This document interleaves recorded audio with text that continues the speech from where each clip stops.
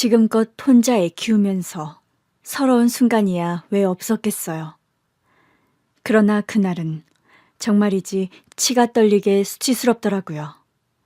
사부인은 등장부터 저를 아래로 깔보며 등장했어요. 옷은 또 어찌나 화려하던지 수수하게 입은 내가 괜히 초라하게 느껴지더라고요. 혼자 딸을 키우셨다고요? 예, 그랬습니다만. 인사도 없이 다짜고짜 그렇게 묻는데 말문이 턱 막히는 겁니다. 딸도 전혀 예상하지 못한 건지 화들짝 놀라더라고요. 아니, 설마 누구 애인지도 모르고 낳으신 건 아닐 거 아니에요? 예? 그렇잖아요. 누구 애인지도 모르고 낳았다는 건 그만큼 사생활이 깨끗하지 못했다는 건데. 어머니! 딸이 놀라서 예비 시어머니를 부르더라고요. 그러나 제가 손을 들어 딸을 제지했어요. 도대체 무슨 소리가 하고 싶어서 이러는 건지는 끝까지 들어봐야겠더라고요. 계속 말씀하세요. 그러니까 제 말은 우리 아들은 양가 부모도 온전히 있고 출처가 확실하다 이거죠. 그런가요? 그럼요. 적어도 대개 따님보다는 분명하다 이겁니다. 그래요. 양가 부모님이 다 계시니 출처가 분명히 있다고는 보입니다만 그 출처가 온전한지는 잘 모르겠네요. 예? 지금 뭐라고 하셨어요? 그렇잖아요. 사돈지간 될지도 모르는 사이에 처음 만나는 자리인데 예의도 없고 하고 싶은 말만 하시니 저도 그 출처의 수준이 좀 의심됩니다만. 지금 수준이라고 했어요? 근본도 없이 자란 댁의 딸보다 우리 수준이 낮겠어요? 근본이 왜 없습니까? 얘를 낳은 게 전데. 그리고 수준은 모르는 거죠. 양보다 질이라는 말도 있지 않습니까? 상견례 자리는 파국으로 치닫기 시작했어요. 순간 저도 아차 싶긴 하더라고요. 우리 딸을 생각해서 좀 참아야 했나 싶다가도 이 상황을 참아주는 게 정말 내 딸을 위한 건지는 모르겠더란 말이죠. 내가 우리 딸을 어떻게 키웠는데요. 남의 집에서 파출부하면서 키웠어요. 예비 사부인이 저러는 이유는 내가 미혼모인 것도 모자라 겨우 파출부라는 게 더 못마땅해서였겠죠. 처음부터 파출부하고 싶어서 하는 사람도 있나요? 물론 직업정신이 투철해서 가정부 일을 좋아하는 사람도 있을 순 있죠. 근데 저는 아니었어요. 저도 20살 때까지는 살림이라곤 한 번 해본 적도 없는 도시 여자였어요. 대학 갈 정도로 넉넉한 형편은 아니었어도 사무실에 취직해서 정갈하게 옷 입고 출퇴근하며 살았어요. 우리 딸을 낳기 전까지는 말이죠. 그 차 한 잔을 같이 하다가 생각보다 멀쩡한 사람 같다 싶어서 몇 번 더 만났죠. 그 사람이 내 인생 처음이자 마지막 연애 대상이었어요. 그 후로는 누굴 만난 적도 없어요. 우리 딸이 태어났으니까요. 홀로 딸을 낳은 뒤 애를 키우며 할 수 있는 일을 찾다가 파출부를 시작했어요. 애를 데리고 와도 된다는 부자노인 할머니 집에서 일을 했는데 그 할머니가 우리 딸을 참 예뻐해 주셨어요. 덕분에 저도 좀 살았죠. 딸이 초등학교 들어가기 전까지는 그 댁에서 지냈어요. 할머니가 돌아가시면서는 또 다른 집을 전전했지만 그 할머니를 만나지 않았다면 제 미혼모 생활은 시작부터 고난과 역경만 있었을 거예요. 우리 딸은 검사예요. 어릴 때 살았던 그 할머니 댁에 법전이 있었어요. 알고 보니 할머님 남편분이 판사셨다고 하더라고요. 먼저 돌아가신 뒤로는 혼자 지내셨는데 자식들도 아버지가 돌아가시면서 상속을 다 받은 뒤라 잘 찾아오지도 않는다고 하더라고요. 그 집에서 자란 제 딸은 한글을 일찍 깨쳤는데 다 그 할머니가 가르쳐 주신 덕분이었어요. 그러더니 애가 그 어린 나이에 뜻도 모를 법전을 읽고 있더라고요. 그때부터 우리 딸 꿈이 판사였어요. 제 생각엔 그 할머니의 영향이 아니었나 싶어요. 판사가 되고 싶어서 법대에 갔는데 결과적으론 검사가 더 하고 싶다면서 방향을 살짝 틀더라고요. 비록 저는 미혼모의 파출부였어도 내 딸이 있어서 다 괜찮았어요. 누가 나를 무시해도 내가 이렇게 살아서 내 딸이 검사가 됐는데 남들이 뭐라든 아무 상관없었어요. 물론 중간중간 나 좋다는 남자들도 있었어요. 아내랑 일찍 사별한 남자도 있었고 그 중에는 총각도 있었는데 그 남자는 딱 잘라서 거절했죠. 부모 가슴에 대못 박지 말라고요. 연애를 하려면 할 수도 있었을 거예요. 재혼도 할 수 있었어요. 파출부로 일하면서 나름 잘 사는 집에서 일을 하다 보니 드나드는 손님들도 사는 수준이 나쁘지 않았어요. 그 사람 중에 제가 마음에 든다는 사람이 간혹 있었죠. 내가 파출부니까, 미혼모니까 자기들이 꼬시면 넘어올 줄 알았나 봐요. 가장 기억에 남는 고백은 이거예요. 이제부터는 돈 걱정 없이 살게 해줄게요. 내 아들 둘만 키워줘요. 아들 둘 키워주는 게 쉬운 일인 줄 아나 싶다가도 저라고 왜 남자 그늘에서 편하게 안 살고 싶었겠어요. 그냥 눈 딱 감고 남의 자식 키워주는 대가로 집에서 살림이나 하고 살까도 싶었죠. 근데 내 딸 때문에 도저히 안 되겠더라고요. 내 딸이 어릴 때부터 워낙 똑똑했는데 괜히 환경이 바뀌어서 방황하면 어쩌나 싶었어요. 차라리 내가 고생하더라도 딸은 엄마 믿고 편하게 살았으면 좋겠다는 게 제 마음이었죠. 한 번은 딸이 중학교에 올라간 뒤였나 불현듯 제 친아빠에 대해 묻더라고요.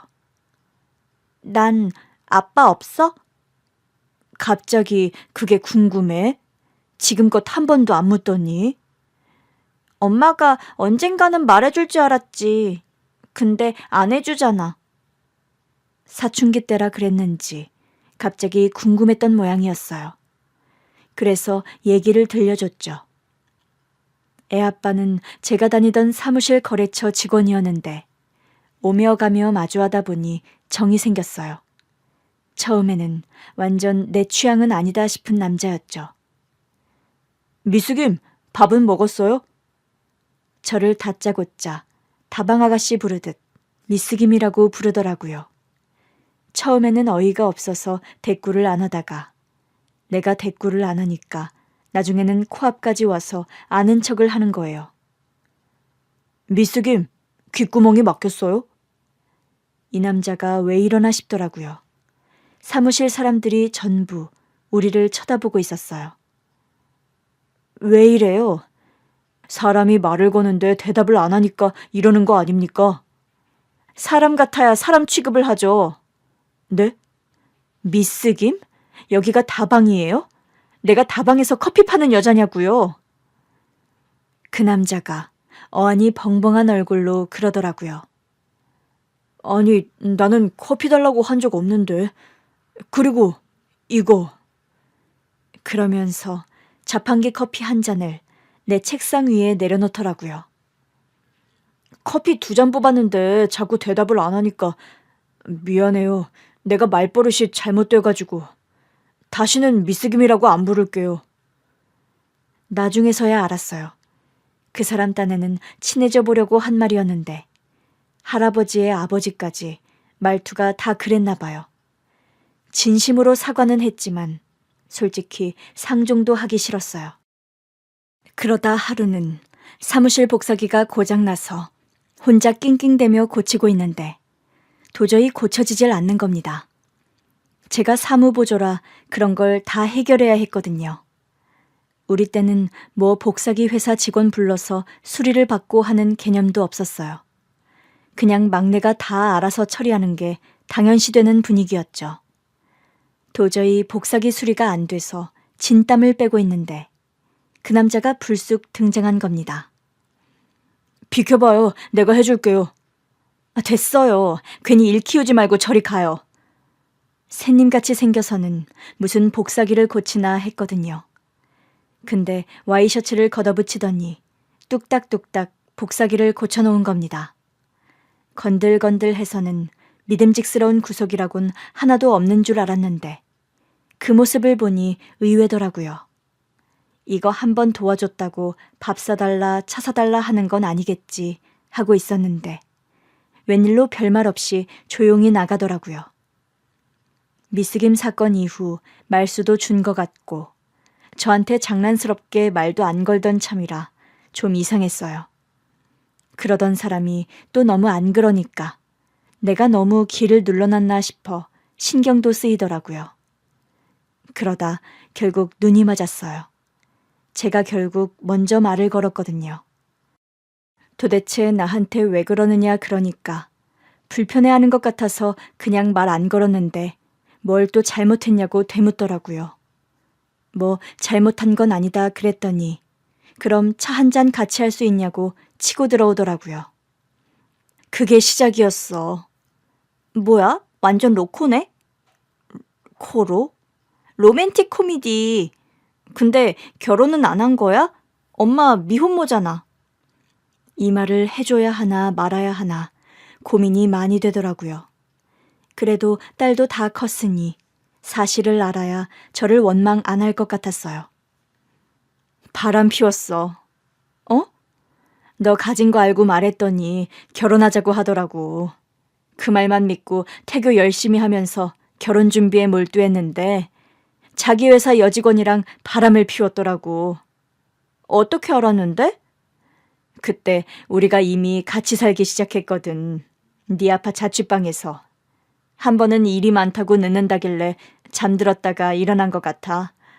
왜 아직도 안 오나 싶어서 창밖을 봤는데 웬 여자랑 입을 맞추고 있는 거야.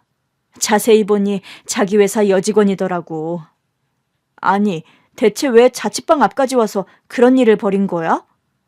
네 생부 말로는 그 여자가 찾아왔다고 하더라고. 자기 결혼한다고 하니까 대뜸 와서는 결혼하지 말라고 입을 맞췄대. 그러면서 사실은 호감이 있어서 몇 번 만났다고 하더라. 만나서 뭐 했냐고 했더니 뭐 할 거 다 한 거지. 그래서 나는 너랑 결혼 못하겠다고 했어.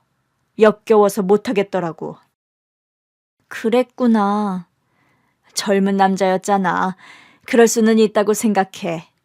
근데 나는 임신까지 해서 그런지 더 예민하기도 했고 솔직히 말하면 시간을 돌려도 용서는 안 될 것 같아. 누가 용서하래? 알았어. 내용을 알고 나니까 이해도 되고 속도 시원해. 우리 딸이 친아빠 얘기를 꺼낸 건 그때가 다였어요. 그래도 네 친아빠가 용서를 빌었었고 결혼하자고 끝까지 찾아오기도 했었다고는 알려줬죠. 실제로 그랬어요. 이미 그 여자랑 헤어졌다. 그냥 내가 임신했다고 하고 정말 결혼할 때가 되니까 괜히 심란했던 것 같다 그러는데 너만 심란하냐 임신한 내가 더 심란하다. 그러면서 쏘아붙이고 헤어졌거든요. 그런 성질머리라니 딸의 상견례장에서도 한마디를 안 지고 받아쳤죠. 내 귀한 딸이 검사가 되고 결혼하겠다고 했을 때 솔직히 하나도 걸리는 거 없다고 생각했어요. 내가 파출부면 어떻고 미혼모면 어떠랴. 내 딸이 검사인데 하는 배짱이 있었어요. 실제로 예비사위는 나온 대학도 평범하고 자기 아버지가 사장인 작은 회사에서 일하고 있었어요. 나중에는 물려받을 거라고는 하는데 사실상 우리 딸처럼 스스로 일군 건 없는 청년이었죠. 그래도 집안이 괜찮게 사는 것 같아서 우리 집이 부족한 걸 그 집이 갖고 있고 그 집이 부족한 걸 우리 집이 갖고 있다고만 생각했던 것 같아요. 딸도 예비시댁에 인사도 다녀왔는데 다들 반겨주셨다고만 했거든요. 당연히 반겨줘야지 생각했다 보니 상견례장에서 마주한 예비 사부인의 무례는 꽤 불쾌했어요. 지금 말 다 하셨습니까? 검사인 내 딸을 보고 출처를 운운하길래 저도 수준 좀 운운해줬습니다. 그러자 예비 사부인이 길길이 날뛰는 겁니다. 세상에, 아무리 못 배웠어도 이건 아니죠. 파출부 출신인 거 티내시는 거예요? 저도 우리 딸 갖기 전에는 사무실에서 일하던 여자예요. 사부인은 평생 직장에 다녀보신 적도 없다면서요. 난 대학 졸업하자마자 우리 남편 만나서 전업주부로 살았으니까요. 사부인도 전업주부로는 못 살아보셨겠네요? 그러게 말입니다. 저도 전업주부로 살 줄 알았는데 싱글맘이 된 건 제 선택이었습니다. 선택이었다고요? 네, 어쩔 수 없는 선택이었지만 애아빠랑 결혼하려면 할 수도 있었어요. 근데 내가 성질이 안 돼서 못 참았죠. 그래 보이시네요. 무슨 일이 있었는지는 몰라도 저 같으면 말이에요. 내 자식을 아빠 없는 자식으로 키우진 않았을 겁니다. 사부인은 그러셨을 수도 있죠. 저는 아니었지만. 그래서 지금 잘하셨다는 거예요? 아니, 제가 못한 건 또 뭡니까? 사부인, 지금 저를 혼내시는 거예요? 제 선생님이세요? 아니, 뭐 이런 여자가 다 있어? 뭐라고요? 이런 여자? 이봐요, 사람이 근본을 알아야 사람이지. 안 그래요? 우리 애 아빠도 평범한 회사원이었어요. 됐습니까? 그걸 말로만 해서 어떻게 아느냐고요? 그때였어요. 우리가 있던 방문이 벌컥 열리더니 글쎄 애아빠가 등장한 겁니다. 아니, 당신이 여길 어떻게 알고 왔어? 우리가 참 오랜만에 봐서 당신이 내 설명을 잘못한 것 같아. 그게 무슨 소리야? 애아빠가 예비 사부인을 보면서 그러더라고요. 저는 이제 평범한 회사원은 아닙니다. 예비 사부인이 화들짝 놀라더라고요. 어디 예비 사부인만 놀랐겠어요. 우리 딸은 물론이고 그 자리에 있던 모든 사람이 다 놀랐어요. 엄마, 저분이 내 친아빠야? 정말? 남편이 잔뜩 긴장한 얼굴로 딸을 보더라고요. 참, 잘 컸구나. 진짜 제 아버지세요? 내가 죄인이야. 내가 미안하다. 사연을 알고 있는 딸은 깊은 한숨을 내쉰 뒤 저를 봤어요. 혹시 엄마가 부른 거 아니야? 그럴 리가. 지금껏 연락 한 번 한 적 없는 걸. 그런데 그때였어요. 그때까지 가만히 있던 예비 바깥사돈이 다급히 사부인을 부르더라고요. 여보, 꿇어. 당신 지금 뭐라고 했어? 꿇으라니? 설마 나더러 무릎을 꿇으라는 거야? 누구한테? 사부인한테? 글쎄, 꿇으라면 꿇어. 싫어. 내가 뭘 잘못했다고? 제 친아버지 나타났다고 내가 뭐 석고대죄라도 해야 한다는 거야? 당신 진짜 이럴 거야? 당신이야말로 왜 이래? 당신도 제 엄마가 미혼모의 파출부 출신인 거 마음에 안 든다고 했잖아. 당신 조용히 안 해. 왜 이제 와서 발뺌이야? 나 혼자 그런 거 아니잖아. 당신도 며느리감이 검사인 건 좋지만 집안이 너무 별로라고. 친아버지가 누군지라도 알아야겠다며. 듣고 정 별로면 혼사를 멈추던지 친정이랑 연을 끊으라고 해야겠다며. 여보. 예비 사돈 부부가 다투고 있는데 애아빠가 그 사람들한테 성큼성큼 다가가더라고요. 한 달 만에 보내, 최 사장. 그런데 애아빠가 예비 바깥사돈에게 반말을 하는 겁니다. 그러자 바깥사돈도 황급히 애아빠한테 고개를 숙이더라고요. 아이고, 대표님, 제가 잘못했습니다. 그러자 예비 사부인이 당황하더라고요. 여보, 당신 왜 그래? 당신은 사부인한테 빌어. 여기 계신 분, 우리 하청 주시는 분이야. 뭐? 우리 대표님이 하청 안 주시면 우리 회사 망해. 그러자 예비 사부인이 화들짝 놀라면서 제 앞에 바짝 엎드리더라고요. 사부인, 제가 잘못했습니다. 제가 감히 검사 며느리 보면서 이것저것 따지려고 들었네요. 사람 욕심이라는 게 왜 하나를 가지면 둘을 갖고 싶고 그렇잖아요? 제가 미쳤었나 봐요. 아니, 갑자기 왜 이러시는 거예요? 사부인 댁이 우리 애 아빠한테 하청받는다고 이러시는 거예요? 어차피 이 사람은 나랑 부부도 아니고 법적으론 내 딸 아빠도 아닙니다.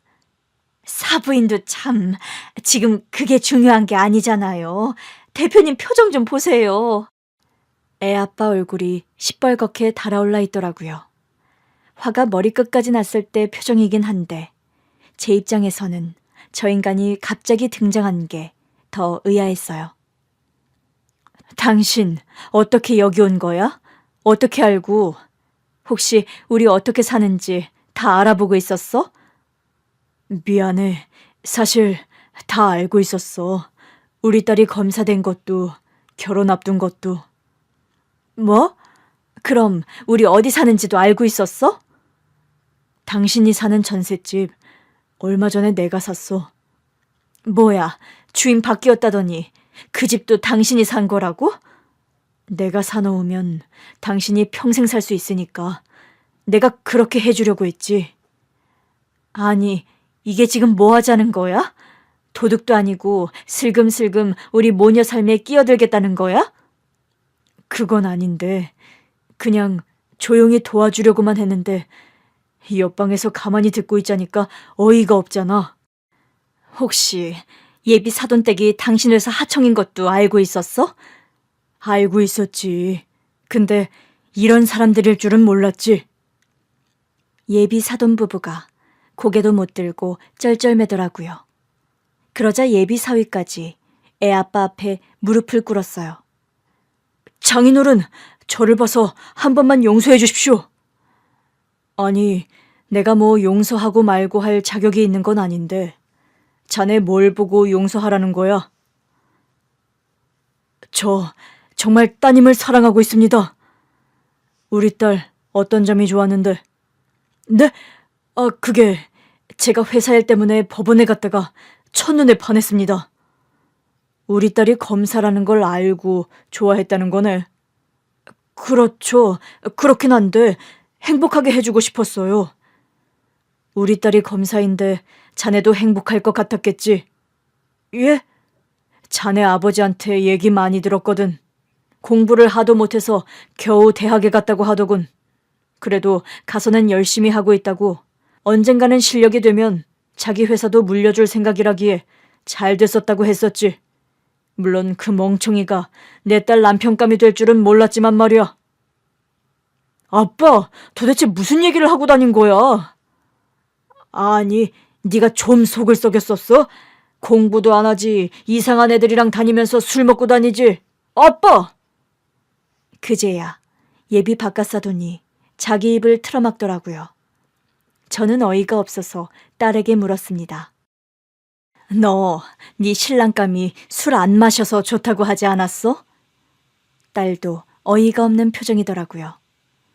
그랬지. 어떡하니? 술 시작한 지 꽤 된 것 같은데.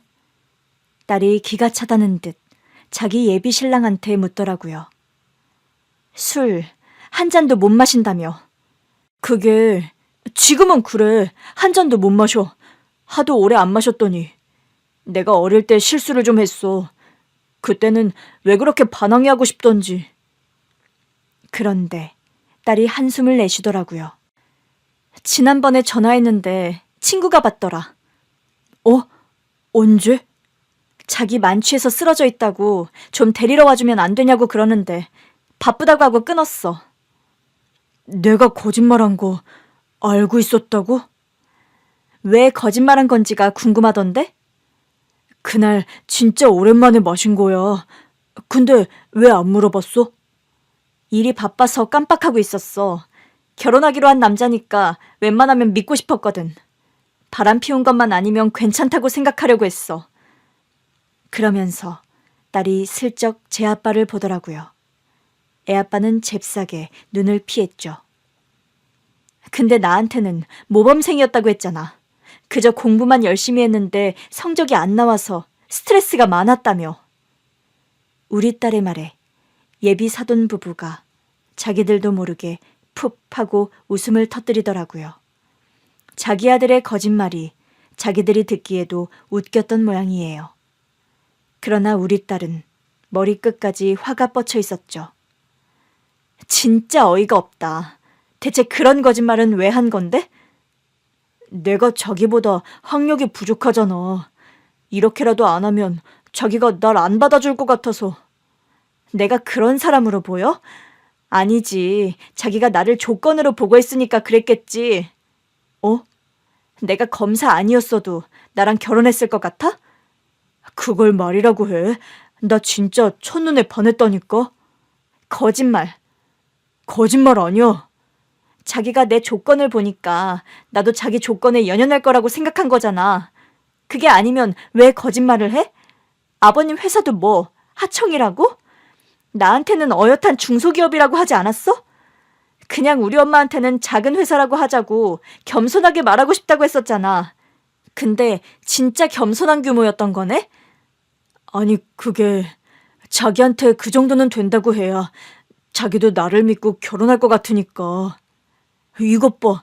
자기도 지금 우리 아빠 회사가 하청업체라고 하니까 갑자기 구미가 확 떨어진 거 맞잖아.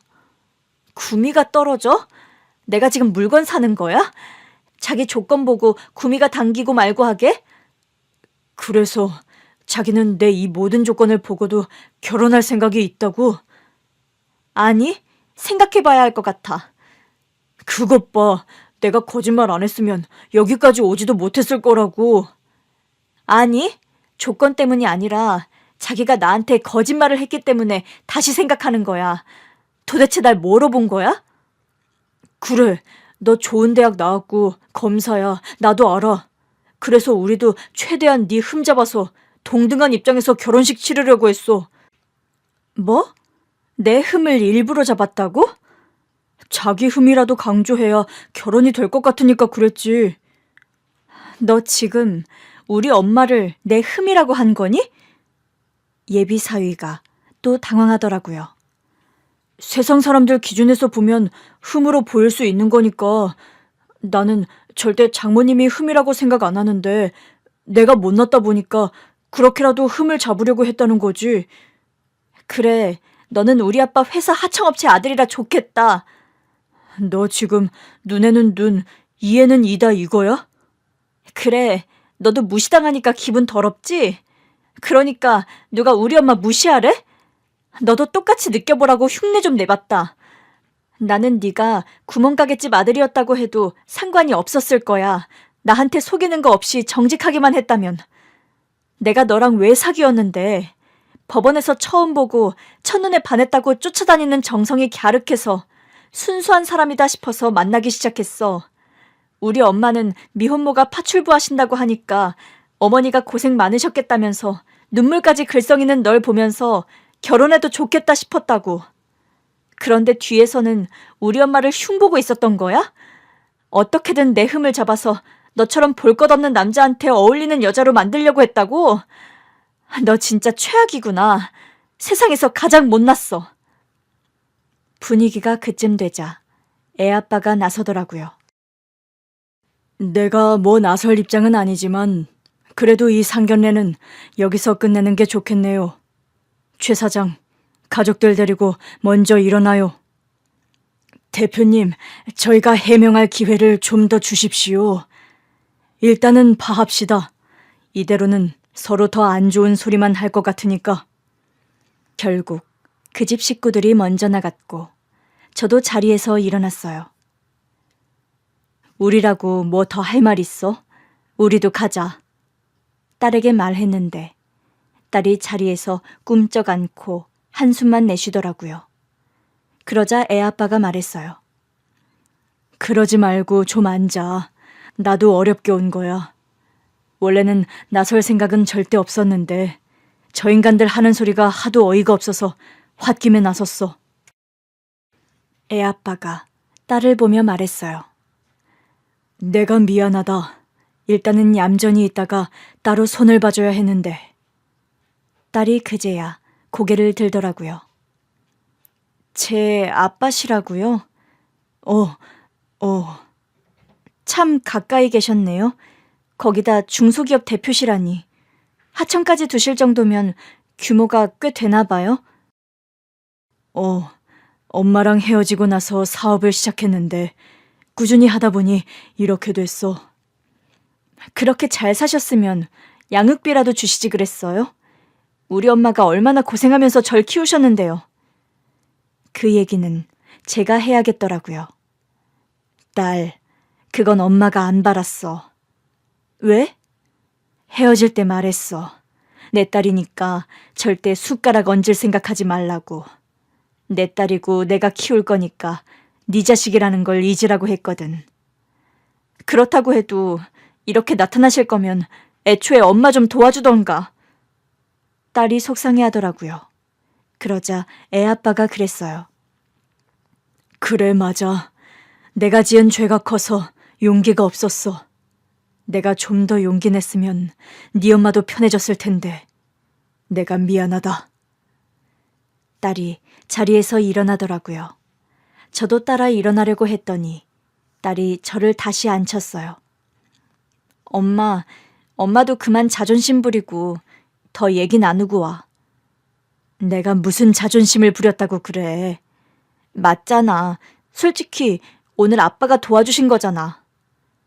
딸이 지적하는데 뭐라 할 말이 없더라고요.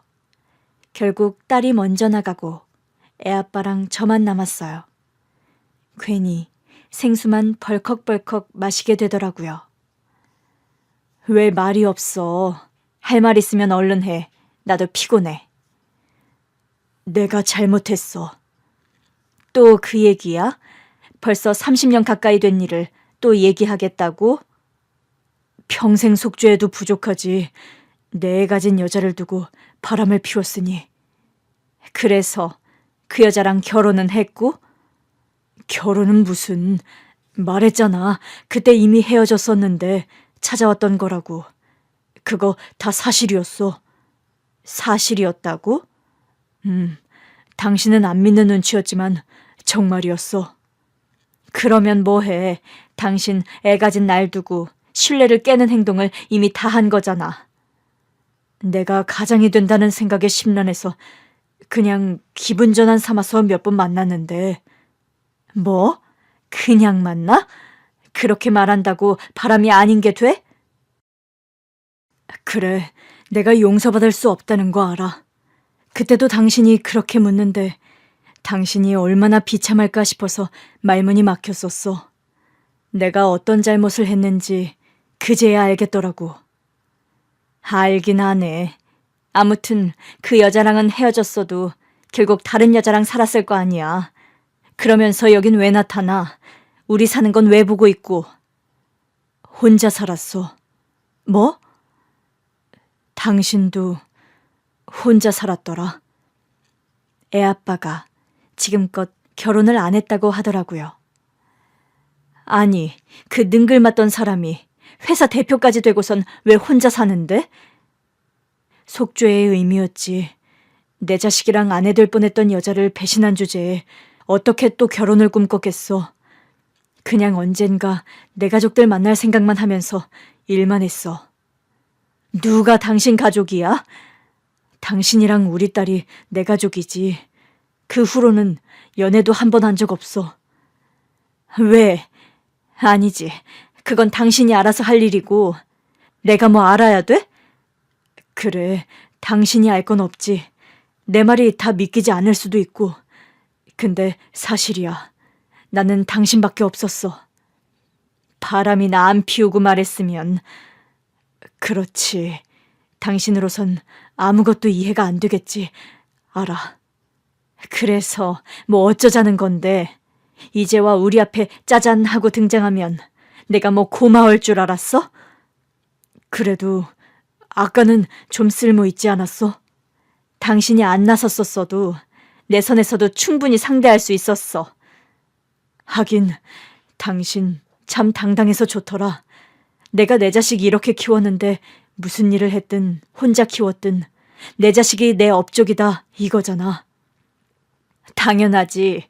내가 수준이 낮은 사람이면 내 딸이 이렇게 훌륭한 검사가 돼? 내가 파출부하면서 혼자 애는 키웠어도 늘 신문 읽던 사람이야. 우리 딸이 법전 공부할 때 내가 법전까지는 못 봐도 옆에서 신문 보면서 되도록 같이 깨어 있었던 사람이라고. 당신 정말 대단하다. 솔직히 우리 딸이 잘나서 잘 된 거지만 아무튼 나도 우리 딸한테 흠이 되고 싶지 않았어.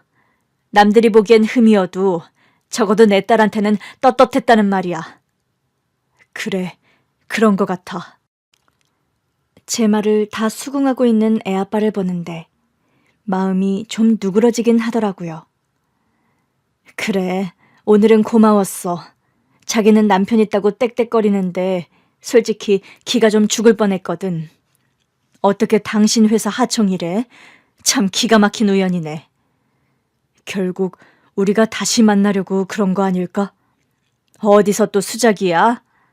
그러지 말고 우리 이제라도 같이 살아보는 건 어때? 그때는 나도 어려서 책임감이라는 게 부담스러웠던 것 같아. 그러니 나가서 헛짓거리하면서 당신 속을 뒤집었겠지.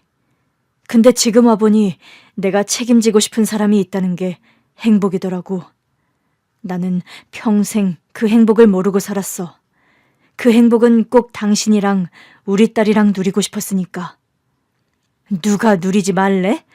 내가 얘는 내 딸이다. 당신은 신경 쓸 거 없다 했잖아.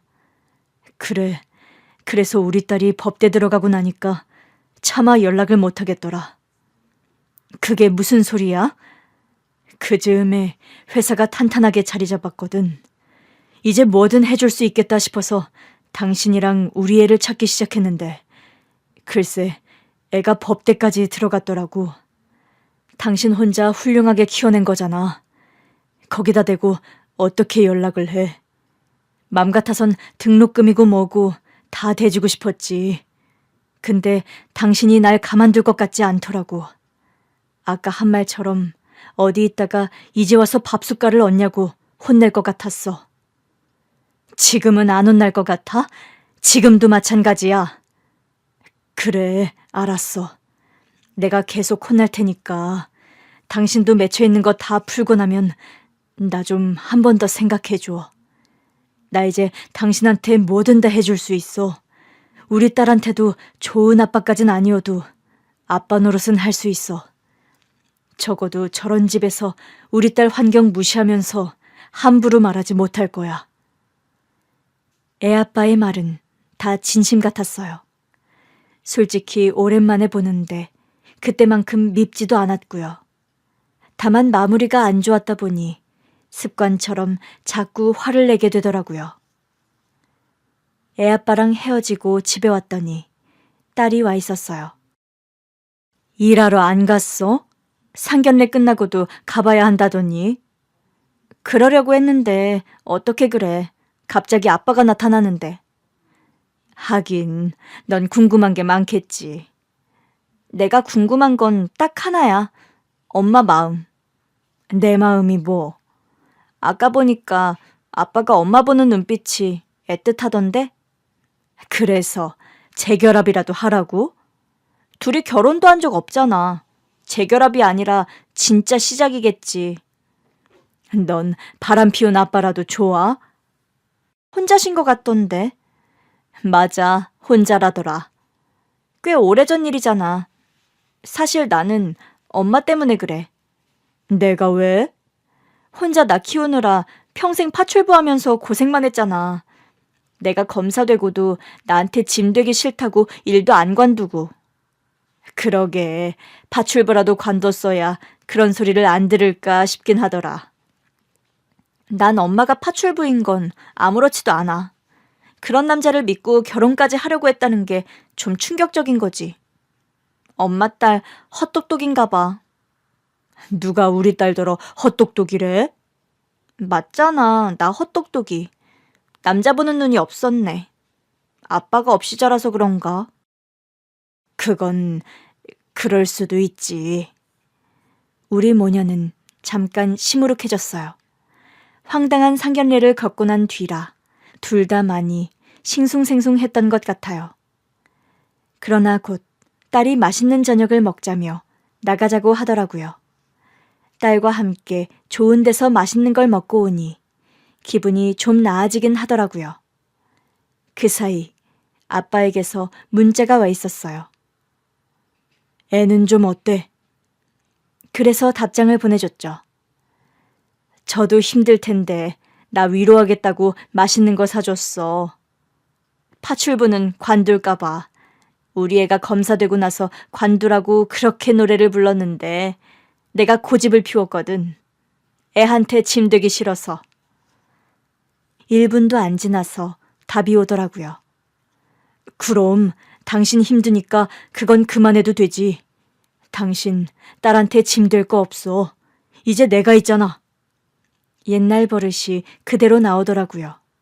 제가 방심한 틈을 타서 치고 들어오는데 순간 마음이 좀 약해졌어요.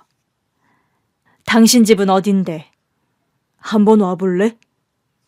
다음날 저는 파출부 하던 집에 관두겠다는 의사를 전했어요. 그 집에서도 워낙 자주 있는 일인데 저는 좀 오래 있었다면서 고맙다고 하더라고요. 그런 뒤 참 오랜만에 밖에서 애아빠를 만났죠. 당신 왔어. 누가 들으면 부부인 줄 알겠다. 그래도 이게 편하고 좋잖아. 우리 둘 다 같이 사람이 있는 것도 아니고. 저는 모른 척 남편의 집으로 들어갔습니다. 아파트 살아? 단독주택으로 갈까도 했는데 혼자 살기엔 너무 커서 당신이 원하면 언제든지 이사는 갈 수 있어. 난 아파트가 좋거든. 당신이나 전원주택의 꿈이 있었지. 그랬나? 내가 이래봬도 도시 여자잖아. 당신은 어릴 때 시골에서 살았다며. 그랬었지. 당신이 좋다고 하면 나는 아파트도 좋지. 당신이랑 살 수 있다면 어디든 어떻겠어. 자꾸 능글맞게 재결합을 유도하는데 딱 잘라 말했어요. 내가 오늘 보자고 한 건 우리 딸 결혼 문제로 상의할 게 있어서야. 그럼 뭐든 말해. 나야 도움이 되면 좋지. 그 집 말이야. 결혼시켜도 괜찮은 집이야? 결혼시킬 생각이요? 우리 딸이 꽤 실망한 눈치긴 한데 그래도 고민해보겠다고 하더라고. 그냥 깨는 게 아니라. 응. 남자친구 앞에서는 뭐라고 쏘아붙이긴 했지만 남자친구가 늘 자기 눈치를 많이 봤었대. 자기가 부족하다고 생각하는 것 같기도 했고 그래서 우리 딸이 더 잘해주려고 했었다는데 막상 거짓말도 하고 그런 거 보니까 남자친구 마음에 압박이 심했나 싶어서 마음이 또 아픈가 봐. 하여튼 속없기는. 내 말이 그건 당신 닮은 것 같아. 나 같으면 딱 잘라서 안 하겠구만. 그래도 함께한 시간이 몇 년 되니까 그냥 접는 것도 어려운가 봐. 우리 애가 정이 깊거든. 그러게 나 닮은 거 맞네. 사실 뭐 하청으로 나쁜 회사는 아니었어. 나름 재정도 탄탄하고 운영도 정직하게 하는 회사라 하청 중에서 가장 오래된 회사긴 해. 그래? 뭐 작은 회사긴 해도 아들이 물려받을 정도는 될 거야. 내가 알기론 그 아버지 때부터 계속 해온 회사거든. 그러면 꽤 오래된 회사네. 그렇게 오래됐는데도 탈 없이 운영된 회사라서 우리도 믿고 맡겼던 거야. 그런데 실제로도 괜찮더라고. 그래서 재계약할 때마다 조건도 점점 더 좋게 해주고 있어. 우리 회사만큼 좋은 조건으로 계약 제시하는 것도 없긴 할 거야. 그래도 나로선 믿고 맡길 하청이 있다는 게 진짜 고마운 거거든. 생각보다는 멀쩡한 집안이네. 아마 우리 딸이 검사라 자기 아들이 위축돼 살까봐 더 그랬던 게 아닌가 싶어. 안 그래도 최 사장이 연락을 해왔더라고. 뭐라고? 아들이 하도 우리 딸한테 쩔쩔매길래 자기네 부부가 아들을 가스라이팅 하듯이 계속 그 생각을 주입했대. 우리 딸이 아무리 검사라고 해봐야 파출부 미혼모 손에 컸다. 그러니 위축될 거 없다 그러면서. 아무리 그래도 그렇지 자기 자식만 중요해? 나는 고사하고 내 자식이 상처받을 건 생각도 안 했던 거잖아. 그리고 뭐라고 했어? 정 나랑 말이 안 통하면 나랑 연을 끊고 살게 할 생각이었다고? 그것도 그냥 센 척한 거였다고 하더라고. 그렇게 말해야 당신이 듣는 척이라도 해줄 것 같아서 그랬나 봐. 당신은 그 말을 믿어? 꽤 오래 본 사람이라서 교양은 좀 없어도 우직해. 정말이야? 그럼 내가 설마 우리 딸 혼사를 두고 엉뚱한 소리를 하겠어? 애아빠가 그 정도로 말을 하니 아주 막장 집안은 아니구나 싶긴 하더라고요. 그날 저녁, 애아빠가 태워다 주겠다는 걸 고사하고 집으로 돌아왔는데 집 앞에 예비 사위가 와 있더라고요. 무슨 일인가? 어머니, 정말 죄송합니다. 제 앞에 무릎을 꿇더니 서럽게 울더라고요. 제가 학창시절부터 사고를 많이 쳤어요. 근데 지금은 다 후회해요. 이렇게 멋진 아내를 만날 줄 알았으면 저도 공부 좀 하는 건데 구색이라도 맞게 조금 더 좋은 대학이라도 나왔어야 했는데 하고요. 왜 그랬던 건데? 아버지 회사 물려받을 거라 그냥 막 살았어? 아니요. 오히려 물려받고 싶지 않아서 말을 더 안 들었어요. 부모님이 하라고 하는 걸 다 반대로만 하고 다녔으니까요. 근데 그렇게 살았더니 결국 아버지 회사로 들어오는 것 외에는 먹고 살 방법이 없더라고요. 부모님은 이제라도 열심히 배우면 된다고 하셨고 저도 그래서 이제는 부모님 속 안 속이고 성실하게 살아야겠다 하던 차에 아내한테 첫눈에 반했던 거예요. 그 말은 사실인 거야? 그럼요. 진짜 첫눈에 반했어요. 솔직히 아무리 검사라고 해도 지나가는데 무턱대고 만나달라고 할 수는 없는 거잖아요. 진짜 태어나서 처음으로 첫눈에 반했는데 그래서 무턱대고 쫓아다니기 시작했는데 제가 내세울 게 너무 없는 거예요. 자넨 아버지 회사도 있었잖아. 그건 솔직히 제 능력으로 일군 게 아니잖아요, 아직은. 제가 나중에 물려받아서 잘 운영하면 또 모르겠는데 이 사람 처음 만났을 때는 더더구나 밑바닥부터 시작할 때라 더 아버지 회사를 운운할 순 없었어요. 그런데도 여자친구가 제 열정을 받아주더라고요. 잘 좀 살 걸 싶고 이제라도 잘 살아야겠다 싶었는데 과거는 숨기고 싶었어요. 도대체 얼마나 잘못했는데 상견례장에서 들은 것보다 심한 거야? 아니요, 그건 아닌데 그래도 저는 부끄러워요. 어린 나이에 노는 애들이랑 어울려 다니면서 술 먹고 집에도 안 들어가고 그랬으니까요. 여자친구가 워낙 올곧은 사람이었다 보니 그런 제 전적을 들으면 실망할 것 같았어요. 절대 내 인생에서 2번 다시 못 만날 여자라는 생각 때문에 저도 모르게 거짓말까지 했던 것 같아요. 정말 잘못했습니다. 저희 부모님이 저지른 무례도 용서해 주세요. 조만간 사과 꼭 하고 싶으시다고 제발 좀 만나달라고 부탁하셨어요. 밥은? 네? 저 회사 끝나고 바로 오는 길이라 여자친구가 전화를 안 받아줘서요. 들어와. 밥 먹다 보면 올 거야. 정말요? 뭐해. 동네 사람들 다 보는데 언제까지 거기서 무릎을 꿇고 있을 거야? 결국 사위한테 간단히 밥도 해먹이고 사위가 설거지하는 모습을 보는데 애아빠한테 들은 얘기 때문인지 성실하게 잘 살 것 같기도 하고 마음이 왔다 갔다 하더라고요. 얼마 후 예비 사돈 부부까지 와서 고개도 묻들고 사과를 하는데 그냥 저는 제 딸의 의견을 따르겠다고 했어요. 제가 사과도 받았고 애아빠한테는 말 잘 해놓을 테니까 애들 결혼이랑 회사 일을 결부짓지 마세요. 애아빠도 사적인 감정으로 일 처리할 사람 아닐 거예요. 결혼은 애들 뜻에 맡기죠. 사부인 정말 감사합니다. 마음을 풀어주시니 이제야 2다리 뻗고 잘 것 같습니다. 사실은 사부인 참 대단하시다고 생각했어요. 우리처럼 풍족하진 않아도 부족한 것 없이 산 사람들도 자식 농사는 잘 못 짓는데 부럽고 무안하고 그래서 더 못된 소리만 했습니다. 정말 죄송합니다. 솔직히 말할까요? 예? 2분을 어디까지 믿어야 할지는 잘 모르겠어요. 다만 성실하게 집안 사업도 잘 이끌어 오신 것 같고 어쨌든 이제 애 아빠가 있으니 사돈댁도 우리 딸한테 함부로는 못하시겠죠. 그래서 사돈댁이 아니라 똑똑한 우리 딸의 선택을 믿어보려고요. 그럼요. 절대로 그렇게 못하죠. 정말 죄송합니다. 결혼해도 절대 애들 사는 거에 간섭 안 할게요. 절대 시집살이 할 일 없어요. 제가 지은 죄가 있는데 절대 그렇게 못하죠. 뭐 당연한 소리를 대단하게 하세요? 아유, 죄송합니다. 제가 또 말실수를. 어쨌든 애아빠 덕에 사돈부부 길을 확실히 꺾었더라고요.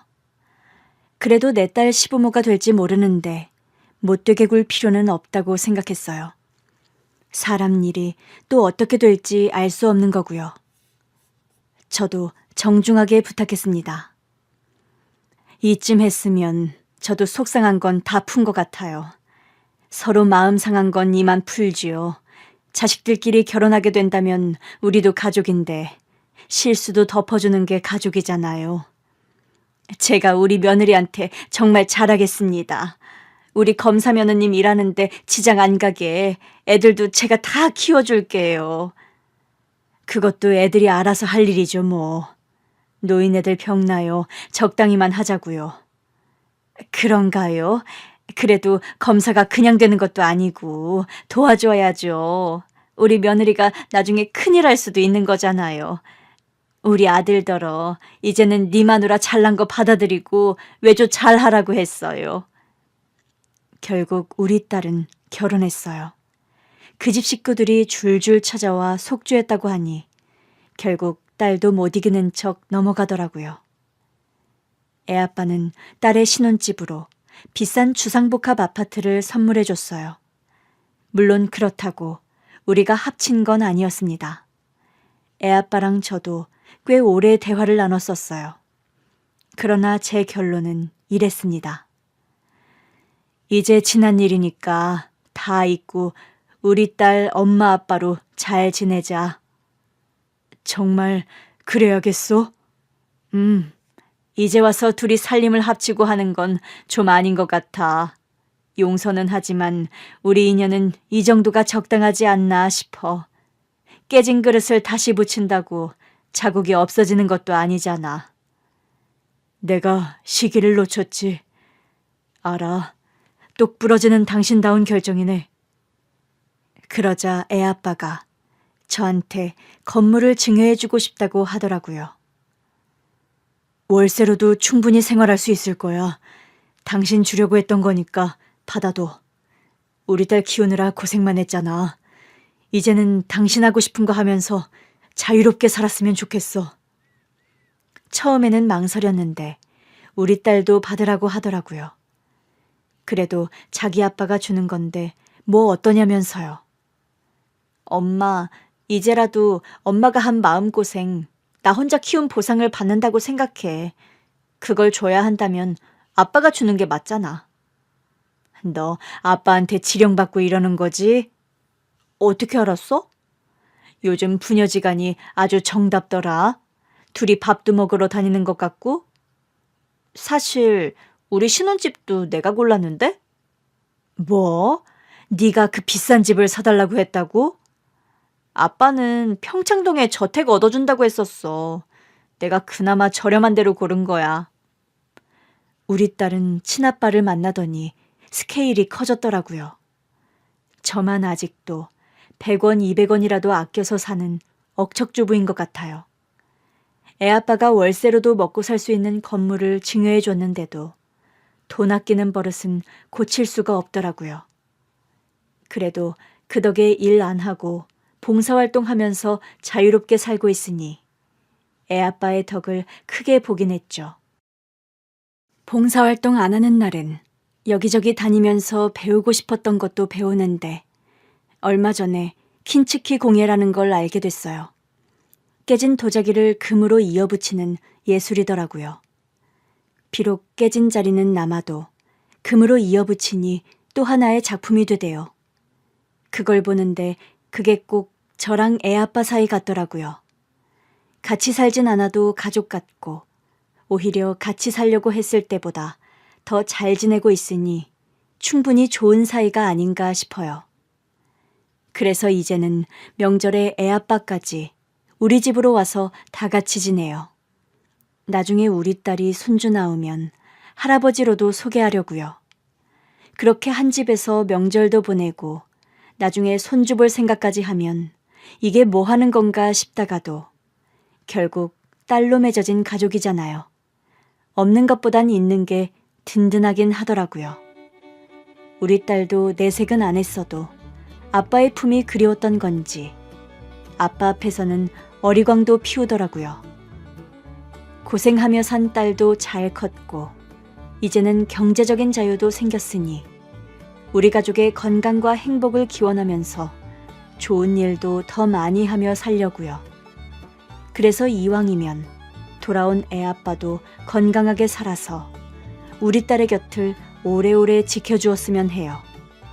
저도 혼자 딸을 키울 때보다는 애아빠가 있다는 게 내심 더 든든한 건 어쩔 수 없네요.